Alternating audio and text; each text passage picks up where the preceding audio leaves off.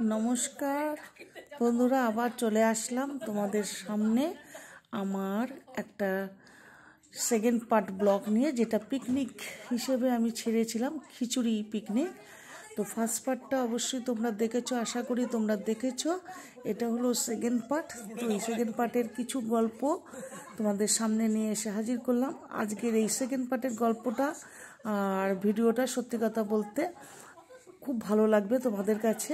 আর তোমাদের ভালো লাগাটাই আমার কাছে ভালো, আর তোমাদের যাতে ভালো লাগে সেই জন্য সেইভাবেই আমি তোমাদের সামনে ছোট ছোট ভিডিও নিয়ে চলে আসি। যাই হোক, আমাদের টিফিন খাওয়া হয়ে গেছে। তো টিফিন খেয়ে আমরা একটুখানি আড্ডা দিচ্ছিলাম সবাই মিলে, খুব একটুখানি হাসাহাসি গল্প একটু করে নিয়ে।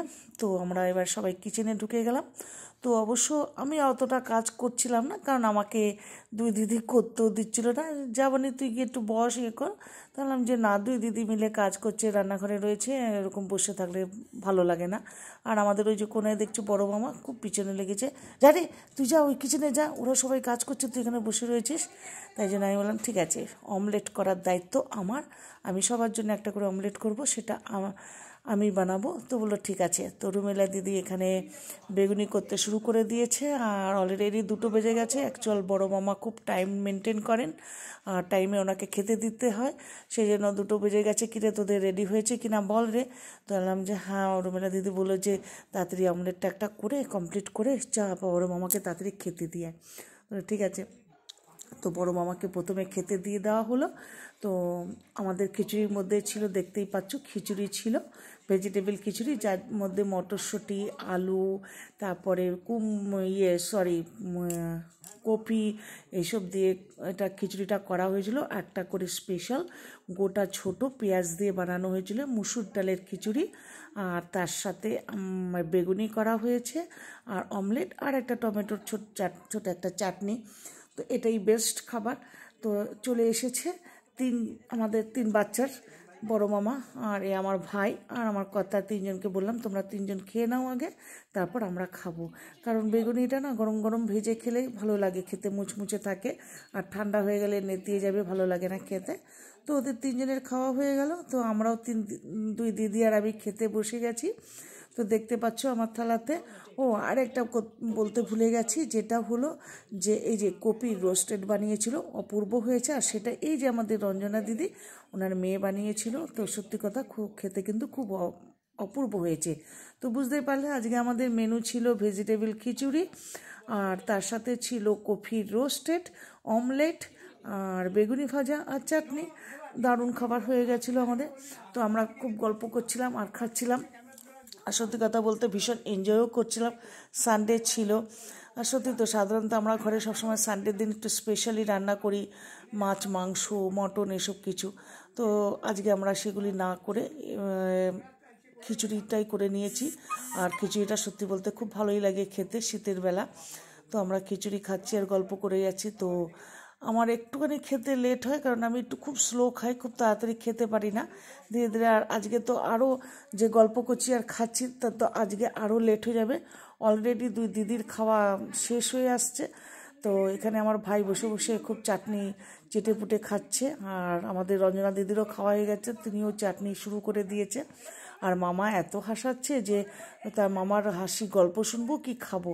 তাই জন্য খুব বেশ, সত্যি কথা বলতে খুব ভালো লাগে। বাড়িতে যেমন ধরো আমরা দুজনে বসে কোনো খেলাম, ডাইনিং টেবিলে বসে খেলাম, উঠে চলে গেলাম, আবার বেডে গিয়ে একটু শুয়ে পড়লাম। কিন্তু এখানে বেশ গল্প শুনতে শুনতে খেতে খেতে সত্যি কথা বলতে খুব ভালো লাগছিলো।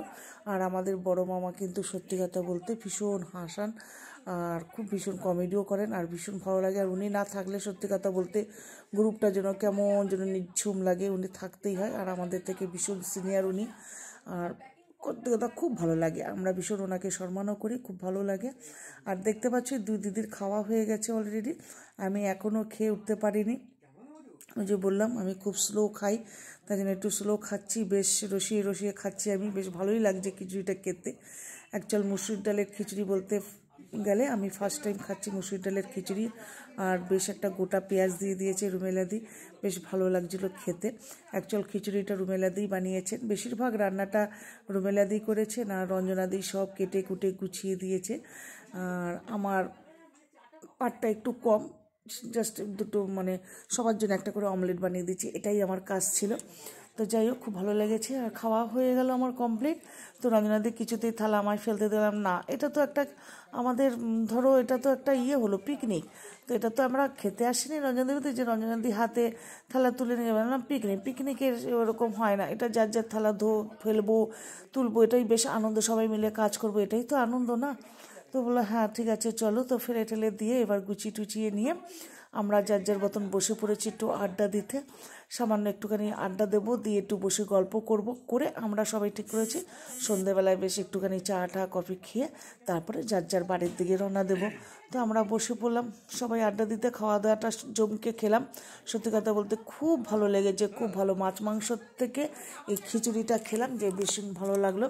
তো বসে বেশ গল্পই করছি, আর খাওয়ার পর আর বসতে পারছি না, তাই মামাকে বললাম তোমরা বসে গল্প করো, আমি একটু শুয়ে পড়ি রঞ্জনাদির পাশে। তো রঞ্জনাদির পাশে আমি একটু শুয়ে পড়লাম। তো রুমেলাদিকে বললাম আসো উপরে, বেরো, বললো যে না আমি একটুখানি বসেই টিভি দেখি, মোবাইল দেখি। যাই হোক, একটু শুয়ে পড়ে উঠে পড়লাম আমরা। বিকেল হয়ে এসছে, প্রায় এখন 5টা বাজে। তো আমরা 6টার মধ্যে সব বেরিয়ে পড়বো যার যার বাড়ি। তো রঞ্জনাদি আমাদের জন্য সবার জন্য চা এনে দিয়েছে। তো সবাই মিলে এখন চা খাওয়া শুরু করে দিয়েছি, আর ভালো লাগছে। এদিকে আমার ভাই সবার ফটোও তুলছেন, আর এদিকে রঞ্জনাদির হাসবেন।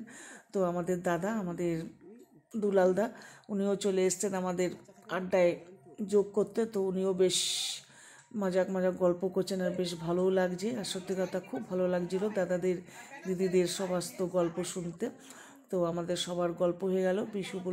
বিশু বলতে আমার ভাই বললো চলো একটা গ্রুপ ফটো আমরা আজ তুলে নিই, লাস্ট বেরিয়েই তো যাবো। বললাম হ্যাঁ রে, একটা তুলে নিই, আজকে আমরা বেশ পিকনিকটা করলাম, বেশ ভালো লাগলো। তুলে নিয়ে এবার আমরা রেডি হয়ে গেলাম, যার যার বাড়ি বেরোবো। তো সত্যি কথা সারাটা দিন ভালো লাগার পর এই যে বেরিয়ে যাচ্ছি, বেশ একটুখানি কেমন যেন লাগে না? সারাটা দিন আড্ডা দেওয়ার পর যখন যার যার বাড়ি চলে যাই, কেমন যেন একটা বেশ মনটার মধ্যে কেমন যেন একটা লাগে। তো রঞ্জনাদি বলছে এরপরে মিট কবে হবে? তাহলে এরপরের মিট তো হবে আমাদের 28 তারিখে, যেহেতু ছোটো মামা থাকতে পারেনি, উনি ছোটো মামা প্রেজেন্ট থাকবেন ওই দিন। তো বলছে রঞ্জনাদি অনেক দেরি হয়ে যাবে, তাই না এর মাঝখানে একবার একটুখানি মিট করলে হয় না? বললাম যে হ্যাঁ হবে, কেন হবে না, তো দেখা করলেই হয়।